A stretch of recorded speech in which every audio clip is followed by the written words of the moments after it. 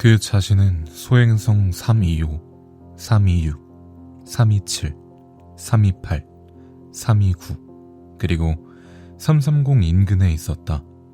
그는 일거리를 알아보고 견문을 넓히기 위해 그것들을 방문하기 시작했다. 첫 번째 별에는 왕이 살고 있었다. 왕은 보랏빛 어민을 걸치고 단순하면서도 웅장한 옥좌에 앉아 있었다. 아, 신하로구나. 왕은 어린 왕자를 발견하곤 소리를 질렀다. 그리고 어린 왕자는 자신에게 물었다. 이전에 결코 본 적이 없는데 나를 어떻게 알아보지? 그는 왕에게 세상은 몹시 단순화되어 있다는 것을 알지 못했다. 모든 사람이 신하인 것이다. 가까이 오라. 그리하여 내가 너를 더 잘 볼 수 있도록. 마침내 누군가의 왕이 되었다는 자부심을 느낀 왕이 말했다. 어린 왕자는 앉을 곳을 찾기 위해 둘러보았지만 별은 왕의 멋진 어민 망토로 인해 혼잡했다. 그는 선체로 있었고 피곤해서 하품을 했다. 왕의 면전에서 하품을 하는 것은 예의에 반하는 것이다. 군주가 말했다. 나는 그것을 그만하노라. 저도 어쩔 수가 없어요. 멈출 수가 없어요. 어린 왕자가 완전히 당황해서 말했다. 제가 긴 시간 여행하면서 한숨도 자지 못해서. 그렇다면 왕은 말했다. 나는 내게 하품할 것을 명령하노라. 나는 아주 오래전부터 누구도 하품하는 것을 보지 못했노라. 하품은 내게 호기심의 대상이다.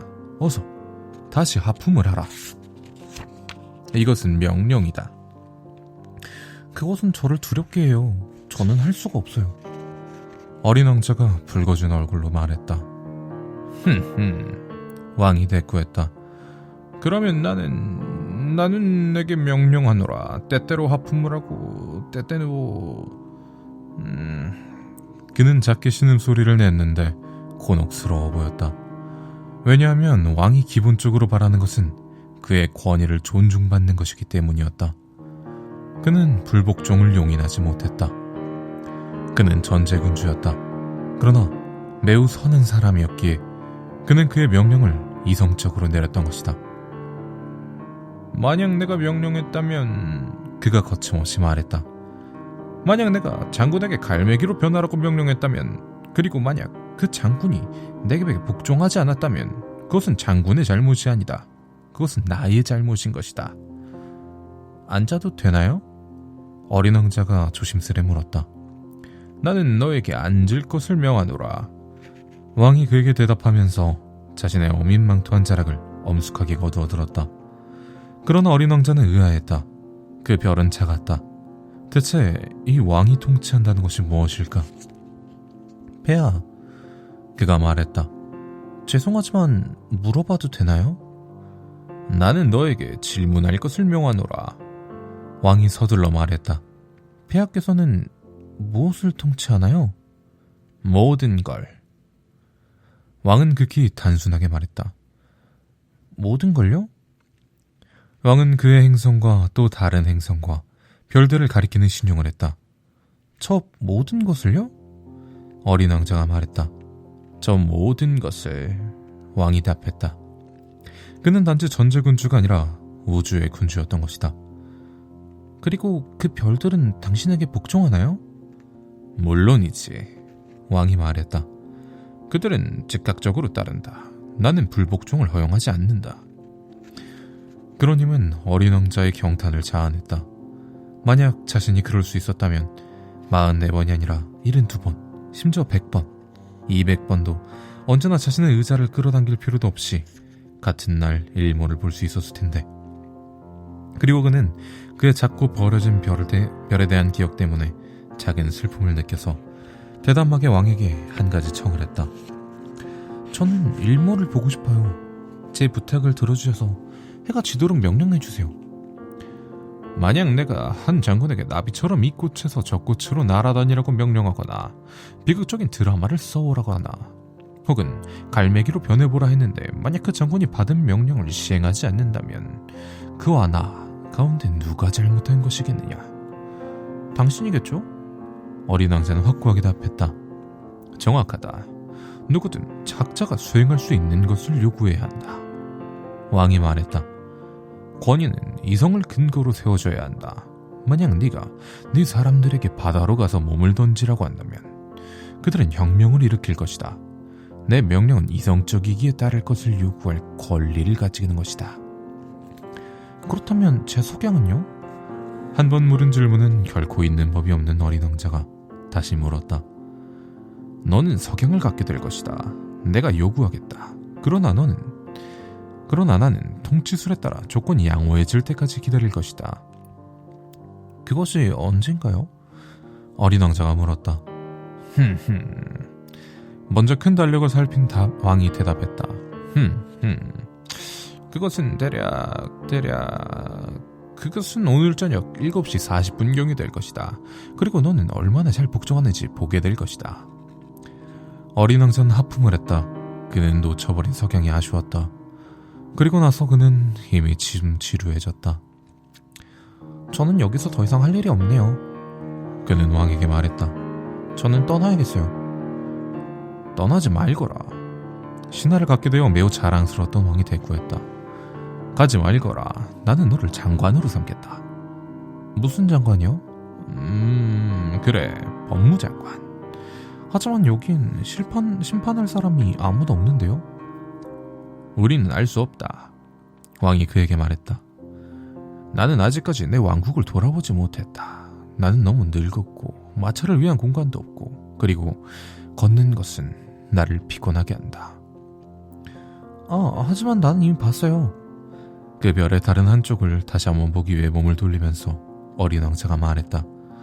거기에도 아무도 없어요. 그러면 너 자신을 심판하거라. 왕이 대답했다. 그것이 무엇보다 가장 힘든 일이다. 남을 심판하는 것보다 자신을 심판하는 일은 정말 힘든 일이다.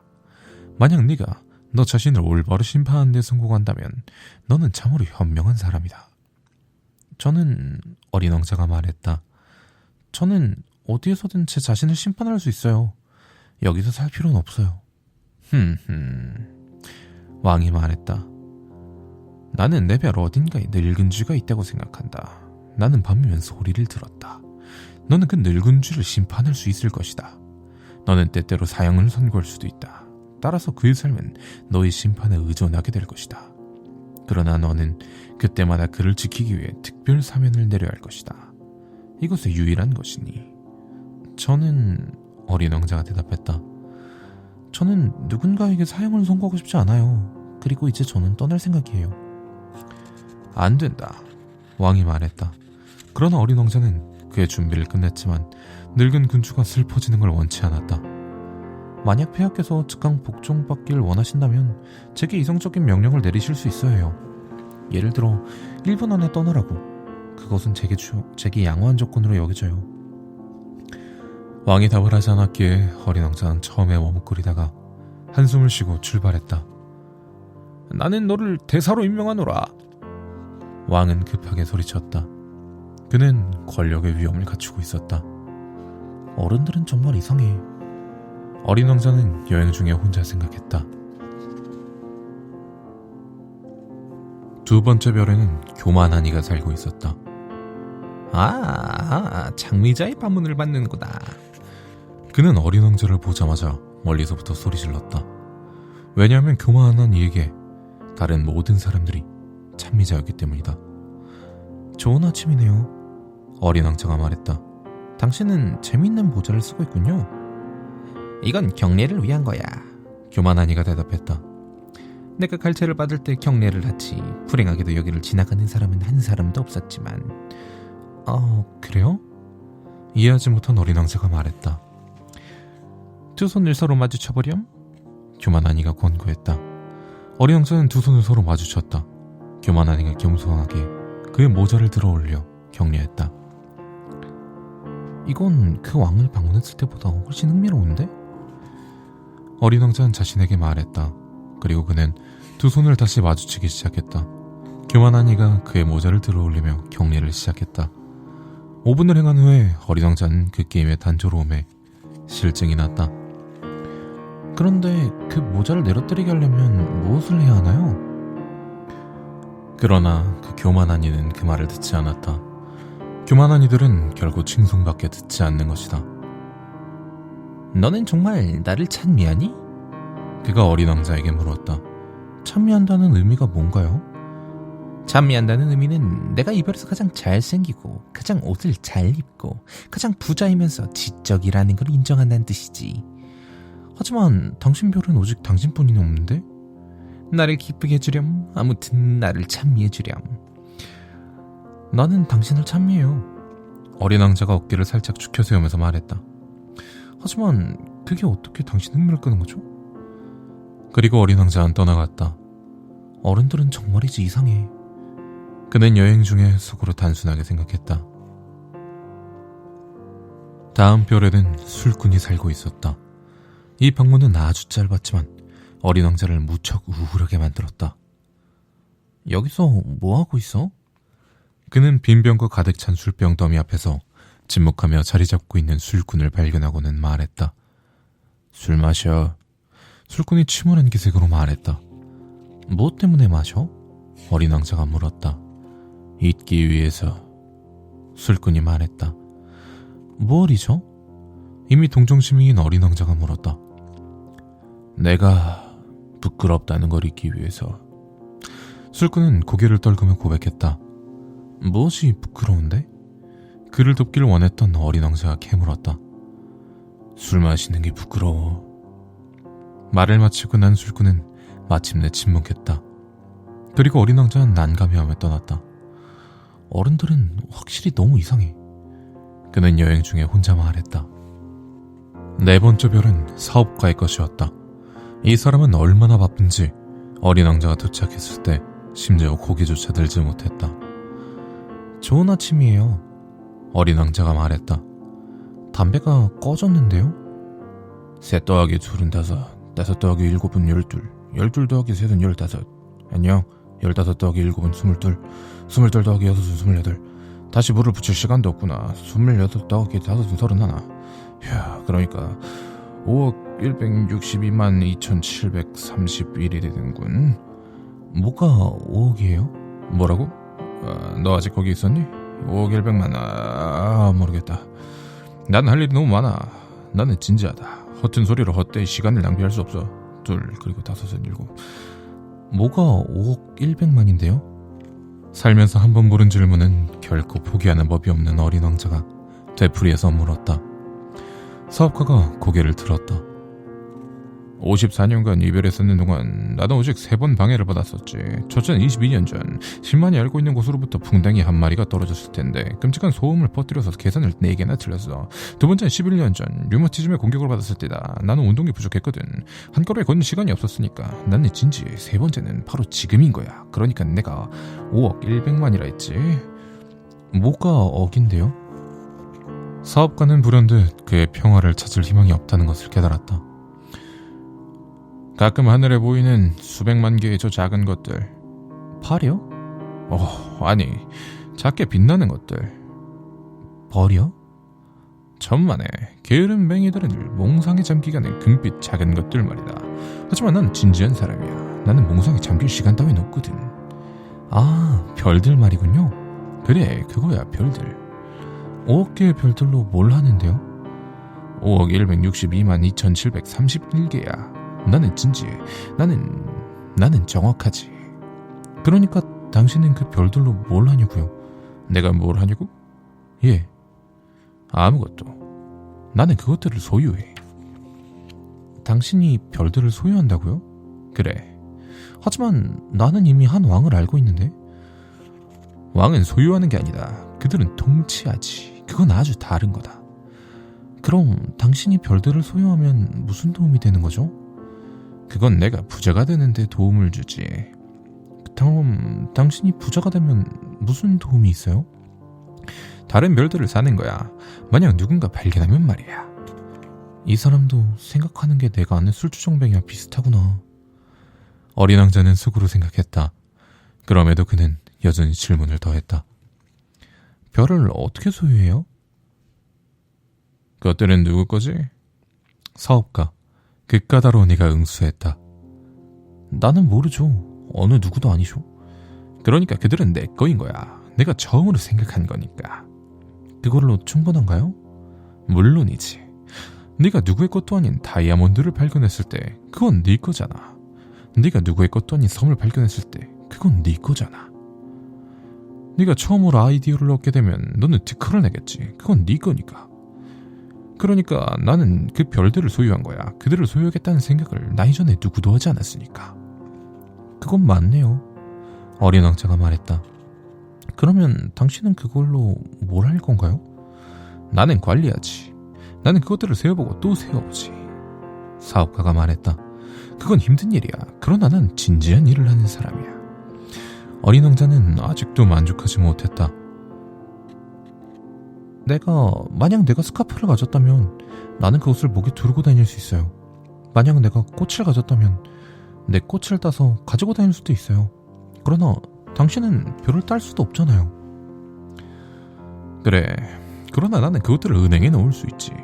그게 무슨 뜻인가요? 그건 조그만 종이에 내 별들의 숫자를 적어준다는 의미야. 그리고 나서 나는 그 종이를 서랍 안에 넣어두고 잠가두는 거지. 그게 전부인가요? 그걸로 충분하지. 그건 흥미로운데? 어린 왕자는 생각했다. 꽤 시적이야. 그러나 그건 그닥 진지하지 않잖아. 어린 왕자는 진지한 것들에 대해 어른들과는 매우 다른 생각을 갖고 있었다. 나는 매일 물을 주는 꽃을 하나 가지고 있어요. 그가 다시 말했다. 나는 화산 3개도 가지고 있는데 매주 소재를 해줘요. 사화산 하나도 역시 소재를 해요.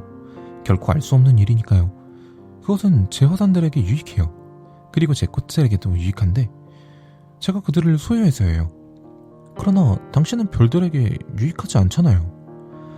사업가는 그의 입을 열긴 했지만 답할 말을 찾지 못했고 어린 왕자는 떠났다. 어른들은 확실히 정말 특이해. 그는 여행 중에 단순하게 혼자 생각했다. 5번째 별은 매우 호기심이 갔다. 그 모든 별들 가운데 가장 작았다. 그곳은 단지 가로등 하나와 가로등지기 한 명이 있기에도 빠듯한 공간이었다. 어린 왕자는 집도 사람도 없는 하늘 어딘가에 가로등과 가로등지기가 무슨 소용이 있는지 이해하기 힘들었다. 그럼에도 불구하고 그는 혼자 생각했다. 아마 이 사람은 우스꽝스러운 사람일지도 몰라.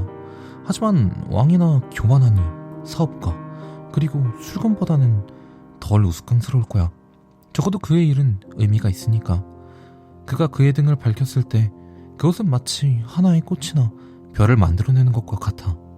그가 그의 등을 끄는 것은 꽃이나 별을 잠재우는 거야. 매우 멋진 작업이야. 이건 정말 멋지기 때문에 유익한 거야. 그는 별에 도착했을 때 가로등지기에게 경건하게 인사했다. 좋은 아침. 왜 당신은 방금 당신의 등을 끈 거야? 그것이 지시야. 가로등지기는 대답했다. 좋은 아침. 지시가 뭐야? 내 가로등을 끄라는 거지. 편한 밤. 그리고 그는 다시 켰다. 그런데 왜 다시 켠 거야? 그것이 지시야. 가로등지기는 대답했다. 이해할 수가 없네. 어린 왕자가 말했다. 이해해야 할 것은 아무것도 없어. 가로등지기가 말했다. 지시는 지시야. 좋은 아침. 그리고 그는 그의 등을 껐다. 그리고 나서 그는 붉은 격자무늬 손수건으로 이마를 닦았다. 나는 곤란한 일을 이어가고 있지. 한때는 합리적이었어. 나는 아침이면 불을 껐고 저녁이면 불을 켰어. 낮에 나머지는 휴식을 취했고 밤에 나머지는 잠을 잤었지. 그때 이후 지시가 바뀌었나? 지시는 바뀌지 않았어. 가로등지기가 말했다. 그게 비극인 거야. 별은 해마다 점점 더 빨리 돌았고 지시는 바뀌지 않았던 거야. 그래서? 어린 왕자가 말했다. 그래서 이 별은 이제 매분마다 한 바퀴씩 돌고 나는 더 이상 한순간도 쉴 수 없는 거지. 1분에 한 번씩 등을 켰다 껐다 해야 하니까. 그거 재밌다. 당신 별에선 하루가 1분이라니. 이건 결코 재밌는 게 아니야. 가로등지기가 말했다. 우리가 함께 이야기하는 동안 벌써 한 달이 흐른 거야. 한 달? 그래, 30분, 30일, 편한 밤. 그리고 그는 자신의 등을 밝혔다. 어린 왕자는 그를 보면서 지시에 그토록 충실한 이 가로등지기를 좋아하게 되었다. 그는 한때 혼자서 지는 해를 보기 위해 의자를 끌어당기던 일을 떠올렸다. 그는 자신의 친구를 돕고 싶었다. 그런데 말이야, 나는 당신이 원할 때면 쉴 수 있는 방법을 아는데. 나는 항상 원하지. 가로등지기가 말했다. 왜냐면 사람은 충실하면서도 동시에 게으를 수 있는 법이니까. 어린 왕자가 계속했다. 당신 별은 세 걸음에 한 바퀴를 돌 만큼 너무 작아. 당신이 언제나 태양 안에 머물고 싶으면 단지 천천히 걷기만 하면 돼. 쉬고 싶을 때 당신이 걷는 거야. 그러면 낮은 원하는 만큼 지속될 거야. 그건 내게 그리 보탬이 될 것 같지 않은데. 가로등지기가 말했다. 생활 속에서 내가 좋아하는 것은 잠자는 거거든. 운이 없네. 어린 왕자가 말했다. 운이 없어. 가로등지기가 말했다. 좋은 아침. 그리고 그는 자신의 등을 걷다. 이 사람은, 어린 왕자는 속으로 말했다. 여행을 추구하면서 만났던 모든 다른 이들, 왕, 교만하니, 술꾼, 사업가들로부터 외면을 당할지 몰라. 하지만 내게는 우스꽝스럽지 않은 유일한 사람이야. 이것은 아마 그 자신이 아닌 다른 것을 돌보기 때문일 거야. 어린 왕자는 아쉬움에 탄식하며 다시 속으로 말했다.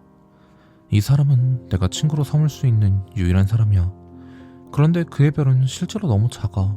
둘이 있을 공간도 없으니. 어린 왕자는 감히 고백하지 않았지만 무엇보다 이 축복받은 별이 아쉬웠던 것은 24시간에 1440번 해가 지기 때문이었다. 6번째 별은 10배나 더 큰 별이었다. 거기에는 커다란 책을 쓰고 있는 노신사가 살고 있었다. 여기다, 탐험가가 한 명 왔구나. 어린 왕자를 발견한 그가 소리쳤다. 어린 왕자는 탁자 앞에 앉으며 옅은 숨을 몰아쉬었다. 그는 이미 많은 여행을 해왔던 것이다. 너는 어디서 오는 길이니? 노신사가 그에게 말했다. 그 큰 책은 뭔가요? 어린 왕자가 말했다. 당신은 여기서 무엇을 하고 계세요? 나는 지리학자다. 노신사가 말했다. 지리학자가 뭐예요? 바다와 강, 도시, 산, 그리고 사막이 어디 있는지 아는 학자지. 그거 정말 흥미로운데요? 어린 왕자가 말했다. 그거야말로 진짜 직업이네요. 그리고 그는 지리학자의 별을 둘러보았다. 그는 아직까지 이처럼 위풍당당한 별을 본 적이 없었다. 정말 아름다워요. 당신의 별 말이에요. 대양은 있나요? 알 수 없지. 지리학자가 말했다. 그러면 산은요? 알 수 없지. 지리학자가 말했다. 그러면 마을과 강과 사막은요? 그 역시 알 수 없지. 지리학자가 말했다. 그렇지만 당신은 지리학자잖아요. 그건 맞지만, 지리학자가 말했다. 하지만 나는 탐험가가 아니다. 내게는 탐험가들이 절대적으로 부족하지. 도시와 강과 산과 바다와 태양, 그리고 사막을 헤아리는 사람이 지리학자가 아니다. 지리학자는 너무나 중요해서 한가로이 거닐 여유조차 없어. 그는 자신의 책상을 떠나는 법이 없어. 다만 탐험가들을 맞아들인다. 그는 묻고 그들의 기억을 적는 거야. 그리고 만약 그들 가운데 누군가의 기억이 그에게 흥미로워 보이면 지리학자는 그 탐험가의 도덕성을 조사하지. 그건 왜요? 왜냐면 거짓말하는 탐험가는 지리학자의 책에 재앙을 물러오기 때문이야. 그리고 또한 술을 너무 많이 마시는 탐험가도. 그건 왜요? 어린 왕자가 물었다. 왜냐하면 술주정뱅이에게는 두 개로 보일 테니까. 그리고 나면 지리학자는 단지 산이 하나 있는 곳을 두 개로 적을 테고. 나도 누군가를 알아요. 어린 왕자가 말했다. 나쁜 탐험가가 될 수도 있었을 사람이요. 그럴 수도 있겠지. 그래서 탐험가의 도덕성이 선하게 여겨지면 그의 발견의 사실 여부를 조사하는 거야. 보러 가나요? 아니, 그건 너무 복잡해. 다만 탐험가는 증거를 제시하도록 요청받는단다. 만약 예를 들어 큰 산에 대한 발견이라면 그는 큰 돌을 가져오도록 요청받는 거지. 지리학자는 갑자기 흥분했다. 그러고 보니 네가 멀리서 왔구나. 네가 탐험가다. 네 별을 내게 설명해 주겠니? 그리고 지리학자는 그의 기록부를 펼쳐놓고 자신의 연필을 깎았다. 사람들은 먼저 탐험가들의 이야기를 연필로 적는다. 잉크로 적을 만한 탐험가가 제시할 증거를 기대하면서. 그래서 지리학자가 물었다. 내 별은, 어린 왕자가 말했다. 크게 흥미롭진 않아요. 그건 아주 작아요. 나는 3개의 화산을 가지고 있어요. 2개는 활화산이고 하나는 사화산이에요. 하지만 절대 알 수 없죠. 절대 알 수 없지. 지리학자가 말했다. 나는 꽃도 가지고 있어요. 우리는 꽃은 기록하지 않는다. 지리학자가 말했다. 그건 왜죠? 무엇보다 멋진데. 꽃은 일시적이기 때문이야. 일시적이라는 게 무슨 의미인가요? 지리책은, 지리학자가 말했다. 모든 책들 가운데 가장 값비싼 책이다. 그것은 결코 유행에 뒤처지지 않아.